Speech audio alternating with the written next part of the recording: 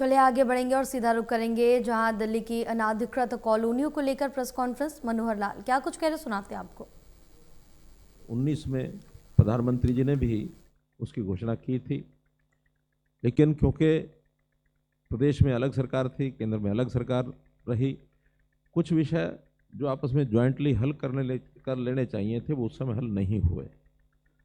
और जब से अब सरकार दिल्ली में भी, चूँकि आदरणीय रेखा गुप्ता जी के नेतृत्व में भारतीय जनता पार्टी की सरकार बनी है, केंद्र में लगातार मोदी जी की तीसरी बार सरकार बनी है, मुझे भी एक अवसर मिला इस बार अर्बन डेवलपमेंट के नाते से। उसी समय प्रधानमंत्री जी ने, गृह मंत्री जी ने हमको ये आगाह किया कि दिल्ली की समस्याओं को एक एक करके कैसे हल किया जाए, इस पर लगना चाहिए। मैंने काउंट किया, एक लिस्ट बनाई तो 22 प्रकार की समस्याएं मुझे दिल्ली में ध्यान में आई। और बहुत से लोग यहाँ होता यानी एक प्रकार से अपनी चिंता भी व्यक्त कर रहे थे कि उनको कब हल करेंगे, कब करेंगे। खास करके जो मेंबर पार्लियामेंट दिल्ली से 7 हैं, मुझे कोई सेशन ऐसा नहीं जाता जिसके अंदर कोई ना कोई बैठ के उनसे बातचीत करके आगे बढ़ने का अवसर ना मिलता हो। लेकिन क्योंकि कॉम्प्लिकेशंस बहुत हैं, multiplicity of authorities, overlapping, Bharat सरकार, दिल्ली सरकार, डीडीए, एमसीडी, एनडीएमसी, एलएनडीओ, दिल्ली जल बोर्ड, तो ऐसे कई तरह के और भी ऐसी ऑर्गेनाइजेशंस हैं जिनका आपस में तालमेल होना बहुत ज़रूरी था। बहुत प्रयत्न करके सभी संस्थाओं को ऑन बोर्ड लाया। उसमें दिल्ली सरकार, हमारी बहन जी ने भी, हमारे चीफ सेक्रेटरी साहब ने, हमारे बाकी अधिकारियों ने पूरी उसमें रुचि ली। डीडीए की समस्याओं को हल करने के लिए हमारे एलजी साहब, हमारे डीडीए वाइस चेयरमैन, इसी प्रकार से एलएनडीओ, एमसीडी में हमारे अभी कमिश्नर नए आए हैं संजीव कुमार जी से मेरी बात हुई, मेयर साहब से बात हुई, तो उसमें से हम आगे बढ़े। दिल्ली जल बोर्ड के लोगों से बात की। सब समस्याओं को एक एक करके आगे ला रहे हैं। कुछ पॉलिसी के मैटर हैं, कुछ लेजिस्लेशन के मैटर हैं, हमको एक्ट में भी चेंज करने के लिए आगे बढ़ना पड़ेगा। तो अभी एक्ट्स में तो कोई लंबा चौड़ा भी हमने संशोधन नहीं किया है। जो पहले से एक्ट्स जो हमको अलाउ करते हैं उस प्रकार की पॉलिसीज़ के ऊपर हम आगे काम कर रहे हैं। सबसे पहला हमने काम ये किया, ध्यान में आया कि यहाँ 3 ऑर्गेनाइजेशंस हैं, दिल्ली सरकार है और एलएनडीओ, डीडीए, इनके जो सर्कल रेट हैं वो तीनों के अलग अलग हैं। अब आखिर किसी व्यक्ति को, नागरिक को क्या लेना देना कि हाँ अलग अलग ऑर्गेनाइजेशन है, नागरिक तो नागरिक है, उसको एलएनडीओ में अलग को झेलना पड़ता है, डीडीए में अलग उसको मिलता है वर्णन, दिल्ली सरकार के अलग सिस्टम है। तो हमने जो सर्कल रेट है इसको कैसे एक लाया जाए, दोनों ऑर्गेनाइजेशन को तैयार किया। डीडीए और एलएनडीओ को एक नोटिफिकेशन 1 जनवरी को निकाला कि जो रेट्स दिल्ली सरकार लागू करेगी, जैसे ही लागू करेगी वो अपने आप दोनों संस्थाओं के कलेक्टेड माने जाएंगे। ये समस्या उस समय हल हुई। अब उसके साथ कई चीज़ें जुड़ी हुई हैं, उसमें बहुत से चार्जेस हैं, कन्वर्जन रेट्स हैं, रजिस्ट्रेशन है। रजिस्ट्रेशन भी दिल्ली सरकार के अंतर्गत कुछ हमारे रेवेन्यू डिपार्टमेंट करता है और कहीं कहीं हमारी डीडीए के भी अपना रोल है, वो भी उसमें रजिस्ट्रेशन नहीं करते। क्या करते हैं उसको, डीडीए अपने प्लॉट्स के मालिक को क्या देता है, कन्वर्जन। तो उस नाते से उनका भी अपना एक रेट सब होता है। लीज होल्ड प्रॉपर्टीज़ के किराए भी उसी सर्कल रेट से जुड़े हुए होते हैं। तो ऐसी समस्याओं का हल उसमें से निकल रहा है। बहुत जल्दी कन्वर्जन का जो काम अभी रोका है दोनों ऑर्गेनाइजेशन ने, डीडीए ने भी, एलएनडीओ ने भी, बहुत जल्दी उसके लिए हमको एक बार कैबिनेट में जाना पड़ेगा। तो कैबिनेट में उसके रेट्स फाइनल करके और तब उसको लागू करेंगे। ऐसे बहुत से लोग अब इस समय चाहते हैं कि जल्दी से खुले। मैं समझता हूँ कि बड़ी जल्दी ही उसको हम फाइनल करके लाएंगे। दूसरा विषय, जैसे आज 2 पॉलिसीज़ के बारे में बताया, टीओडी पहले भी एक बार घोषणा हो चुकी है। इस टीओडी की हमारी जो 2021 की जो मास्टर प्लान है उसमें टीओडी का जिक्र है, लेकिन कुछ उसमें अड़चनें ऐसी ध्यान में आई कि यहाँ टीओडी उस प्रकार से जितनी सफल होनी चाहिए नहीं हो पाई, बदल किए हैं। उस पॉलिसी में जो चेंजेस हैं वो भी आपके सामने बताए जाएंगे। ऐसे ही रेगुलराइजेशन 2019 के अंदर पीएम उदय नाम से हमने मालिकाना हक देने के लिए एक्ट बनाया। लेकिन मालिकाना हक का एक्ट बना, रेगुलराइजेशन करने का काम वो नीचे की सरकारों का था, वो रेगुलेशन के लिए आगे नहीं बढ़ पाए। हमने आकर के अब उसको रेगुलेशन का हाथ जोड़ा है। आज से वो रेगुलेशन के सारे नियम लागू करके अब लोग आगे आकर अपने मालिकाना हक की रजिस्ट्री भी कराएंगे, और किसी को नया मकान बनाना है तो उसके लिए भी विधिवत एमसीडी के माध्यम से उसका प्लान वो तैयार करके उनको दिया जाएगा ताकि नए मकानों में बना सकें। जहाँ तक पहले के नियम थे कि उन नियमों का पालन करने के बाद जिन्होंने उसमें उल्लंघन किया हुआ है उनको अपने बिल्डिंग्स या तो तोड़नी पड़ती या उसके अंदर एनक्रोचमेंट जो है उसको ख़त्म करना पड़ता। नॉर्म्स अलग अलग हैं, रोड्स के गलियों के सब अलग हैं। बनी हुई कॉलोनीज को आप एकदम तोड़ के ठीक कर देंगे, कोई उस नॉर्म में पूरा उतर सकता नहीं। हमने उसी में से फिर नई चीज़ निकाली, एज इज़ वेरीज बेसिस पर जो आज की डेट में बना है उसी को रेगुलाइज कर रहे हैं। हाँ, आज के बाद नया बनाएंगे तो फिर एमसीडी की परमिशन से बनाएंगे। हमने आज के डेट में जितनी भी कॉलोनियां हैं उनके सबके मैप्स, वो सैटेलाइट मैप भी हैं, वो ड्रोन मैप भी हैं, वो सब प्राप्त करके एमसीडी के हवाले किए हैं। एमसीडी ने अपनी व्यवस्था बना ली है कि आगे अब हर महीने 2 महीने के बाद वो मैप्स दोबारा से लिए जाएंगे, और आज के मैप में और 2 महीने के बाद के मैप में जो डिफरेंस आएगा उस पर एमसीडी अपनी एनफोर्समेंट सेल के नाते से उस पर रेगुलरली उसको ठीक करने का काम करेंगे। ऐसा नहीं है कि कोई अब उसमें नया कुछ बना नहीं सकता, बनाए, लेकिन उसकी नियमावली एमसीडी की जो होगी, एमसीडी के नॉर्म्स के हिसाब से नया कंस्ट्रक्शन चाहे पूरा करना है, तोड़ के बनाना है, अथवा अपने पहले वाले कंस्ट्रक्शन में कुछ एडिशन करना है, वो सब एमसीडी के नॉर्म्स के हिसाब से ही करेंगे। ऐसा उसमें मोटा मोटा जब विषय डिटेल में आएगा तो बताएंगे।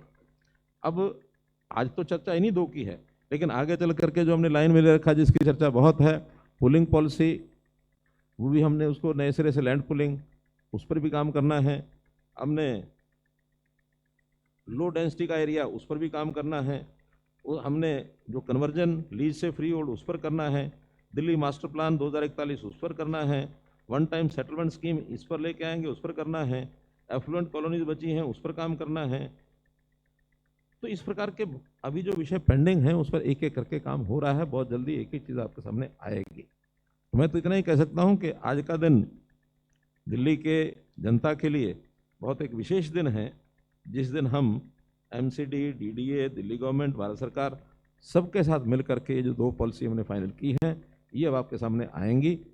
बारी बारी से डीडीए की जो हमारी मेन पॉलिसी है वो टीओडी पॉलिसी, उसके बारे में हमारे वाइस चेयरमैन डीडीए ये विषय रखेंगे। इनके बाद फिर जो रेगुलराइजेशन ऑफ अनऑथराइज कॉलोनीज़ हैं उसमें डी तारा हमारी सेक्रेटरी महुआ उस नाते से उस पर डिटेल रखेंगे आपके सामने। उसके बाद फिर आपकी ओर से कोई प्रश्न आएगा, कोई डाउट है, कुछ और है, वो जैसा जितना इस समय क्लियर करना वो आपको बताया जाएगा। डिटेल जो है बाकी ऑर्गेनाइजेशन अपने अपने सर्कुलर निकालेंगे, डिटेल निकालेंगे, उसकी वेबसाइट होगी, अखबारों में आएगी, वो सब आपको पता लगेगी। तो इस समय श्रवण कुमार जी, डीडीए की ओर से हम अपनी टीओडी पॉलिसी के ऊपर पहले बताएं। धन्यवाद sir. Transit oriented development policy है, उसके बारे में संक्षेप में हमारे माननीय मंत्री महोदय के द्वारा और माननीय मुख्यमंत्री के द्वारा भी बताया गया। मैं थोड़ा सा इसका डिटेल्स में देना चाहूँगा। ये जो ट्रांसिट ओरिएंटेड डेवलपमेंट पॉलिसी का मुख्य उद्देश्य है, जो हमारे पास पब्लिक ट्रांसिट इंफ्रास्ट्रक्चर है, जैसे दिल्ली का सबसे बड़ा स्ट्रेंथ है यहाँ का मेट्रो कॉरिडोर्स और जो नमो भारत रेल लाइन्स है, और भी जो रेल लाइन से हाई स्पीड रेल आने वाला है, वो ट्रांसिट इंफ्रास्ट्रक्चर को कैसे यूज़ करें और सस्टेनेबल मोबिलिटी कैसे क्रिएट करें, ताकि उसमें अफोर्डेबल हाउसिंग भी कैसे हो। तो इन उद्देश्यों के साथ ये ट्रांसिट ओरिएंटेड डेवलपमेंट पॉलिसी जो पहले से भी रहा, उसमें कुछ काफ़ी मॉडिफिकेशंस इस बार करके मंत्रालय ने निर्णय लिया है। अभी वाले जो पॉलिसी हैं, ये पॉलिसी जो हमारे कितने भी मेट्रो नेटवर्क हैं और नमो भारत रेल लाइन हैं और जो इंडियन रेलवेज़ का जो पुराने रेल लाइन्स हैं उसके आधारित रहेगा। जो मेट्रो नेटवर्क हैं तो मेट्रो कॉरिडोर कह देंगे, उसका जो मेट्रो लाइन के दोनों तरफ से 500 मीटर के दोनों तरफ से एरिया है वो जोन कहा जाएगा, इसका टीओडी जोन। तो वहाँ पर ये स्कीम लागू हो सकता है।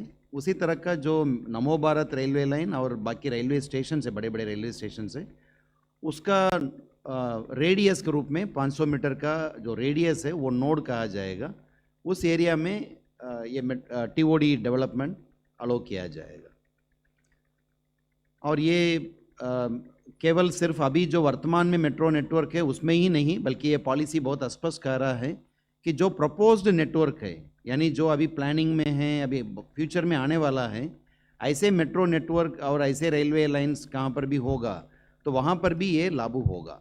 तो इससे जो वर्क टू होम कहा जाएगा, यानी लोग आसानी से अपने घर से काम करने की जगह जाएं और लौट के आएँ, उसमें मतलब जो हमारे दिल्ली में ट्रैफिक कंजेशन का भी समस्या देखा जा रहा है, उसको भी समाधान इसके माध्यम से हो सकेगा। और जो हाउसिंग गैप है, लोगों का अफोर्डेबल हाउसिंग का समस्या है, तो उसका भी मतलब समाधान होगा, क्योंकि ये 100 स्क्वायर मीटर तक के अफोर्डेबल हाउसिंग को ये स्कीम अभी प्रमोट करता है। मैं कुछ जो पिछले इसके पहले स्कीम था और अभी वाले जो मॉडिफिकेशंस किया गया है उसमें क्या अंतर क्या है उसको मैं थोड़ा संक्षेप में बताना चाहूँगा। जो पहले वाले स्कीम में ये कंडीशन था कि टोटल टीओडी एरिया में कोई भी डेवलपमेंट के लिए लाएंगे, कोई प्रपोजल लाएंगे, वो ओवरऑल 8 हेक्टेयर लैंड को एक टीओडी जोन के रूप में डेवलप करना चाहिए और उसका इन्फ्लुएंस जोन प्लान बनेगा और वो भी 800 मीटर रेडियस का बनेगा और उसके अंदर 500 मीटर का रेडियस में वो स्कीम्स आ सकता है और स्कीम का साइज़ का भी 1 हेक्टेयर का एरिया था। तो इस कारण से कोई भी प्राइवेट सेक्टर से टीओडी स्कीम्स नहीं आ पा रहा था। अभी तक मात्र हम लोग ने जो सराय कालेखान और जंगपुरा, ये दोनों जगह डीएमआरसी और एनसीईआरटी का कुछ टीओडी प्रोजेक्ट्स अप्रूव हुआ हैं, लेकिन ये स्कीम प्राइवेट सेक्टर में भी ये टीओडी में लोग आगे आवें, उसको देखते हुए इन शर्तों को इस बार रिलैक्स कर दिया गया। 8 हेक्टेयर लैंड होने का या मिनिमम प्लॉट साइज़ 1 हेक्टेयर होने की ज़रूरत नहीं है, बल्कि minimum plot size 2000 square metre रहने से भी वो टीओडी के लिए एलिजिबल होंगे। ये सबसे पहला है। दूसरा है कि पहले जो लैंड यूज़ टीओडी में आने पर जो लैंड यूज़ पहले से रहा उसके आधार पर मिक्स्ड लैंड यूज़ का प्रोविज़न था। इस बार सरकार ने ये निर्णय लिया है कि जो लैंड यूज़ का रिस्ट्रिक्शंस को कम्प्लीटली हटा दिया गया, लेकिन ये शर्त लगाया गया है कि जो भी वहाँ पर बिल्डिंग्स बनेगा, जो भी कंस्ट्रक्शन बनेगा, एफआईआर होगा, एफआईआर का प्रयोग होगा, उसका 65% यानी 65% of the FIR would be in affordable housing. Affordable housing का मतलब 100 स्क्वायर मीटर तक का फ्लैट्स वहाँ पर मतलब घर बना सकते हैं। तो इससे वो जो गरीब लोगों के लिए, मिडिल क्लास के लोगों के लिए ज़्यादा से ज़्यादा घर इस एरिया में और बनेगा। तीसरा है ईज़ ऑफ डूइंग बिजनेस को प्रमोट करने के लिए और बहुत ही ईजी तरीके से ये योजना का लागू करें, इसलिए सरकार ने ये निर्णय लिया है कि ये सैंक्शन का जो टीओडी प्रोजेक्ट्स आएगा इन एरियाओं में, उसका सैंक्शन करने का एक सिंगल विंडो सिंप्लीफाइड मैकेनिज्म बनाया गया।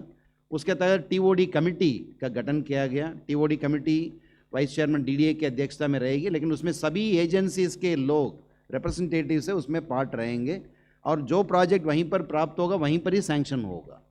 और ये कंडीशन ये भी लगाया गया सरकार ने 60 दिन के अंदर कोई भी प्रोजेक्ट आएगा, 60 दिन के अंदर वो प्रोजेक्ट सैंक्शनिंग, बिल्डिंग प्लान का अप्रूवल, ये सारा चीज़ होगा। ये बहुत बड़ा टास्क है, इसको हम लोगों का सब लोग मिल के करेंगे, सरकार का ये डिसीजन है, इसको हम लोग इम्प्लीमेंट करेंगे। लास्ट पॉइंट मैं बताना चाहूँगा, जो टीओडी चार्जेस हैं, पहले हर एक प्रोजेक्ट के लिए अलग अलग टीओडी चार्जेस का कैलकुलेशन और उसमें बहुत तरह का इश्यूज होता था। इस बार सरकार ने इसको भी सिंप्लीफाई कर दिया। सिंप्लीफाइड टीओडी चार्ज ये किया गया कि 10,000 रुपया प्रति स्क्वायर मीटर लिया जाएगा और उसमें वो राशि हैं कहीं दूसरी कहीं भी खर्च नहीं कर सकते हैं, बल्कि किस प्रोजेक्ट के लिए लिया जा रहा है वहाँ के इंफ्रास्ट्रक्चर, वहाँ के रोड, वहाँ के सीवरेज, ड्रेनेज, ये सब का फैसिलिटीज़, कॉमन फैसिलिटीज़ को इम्प्रूव करने के लिए ही खर्च हो, उसके लिए सिस्टम बनाया गया रिंग फेंस्ड एस्क्रो अकाउंट।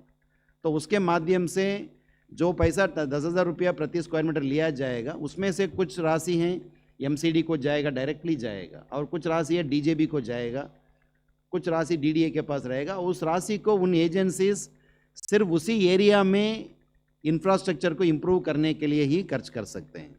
और ये टीओडी स्कीम में इस बार एफआईआर अलो किया गया है 400 से 500 एफआईआर, यानी जो बेस एफआईआर हैं फ्री एफआईआर के रूप में 400 तक अलाउड हैं, लेकिन वो एडिशनल एफआईआर 500 तक ले सकते हैं। वो 20% ऑफ द सर्किल रेट के रूप में वो ले सकते हैं, ये भी अलो किया गया है। और टीओडी का कोई भी स्कीम आएगा वहाँ पर 18 मीटर के रोड पर होना चाहिए और 2000 स्क्वायर मीटर का मिनिमम प्लॉट साइज होना चाहिए। यही है संक्षेप में ट्रांसिट ओरिएंटेड डेवलपमेंट के बारे में। धन्यवाद। अभी रेगुलेशन के बारे में डी तारा जी सारे विषय को बताएंगे, फिर उसके बाद सब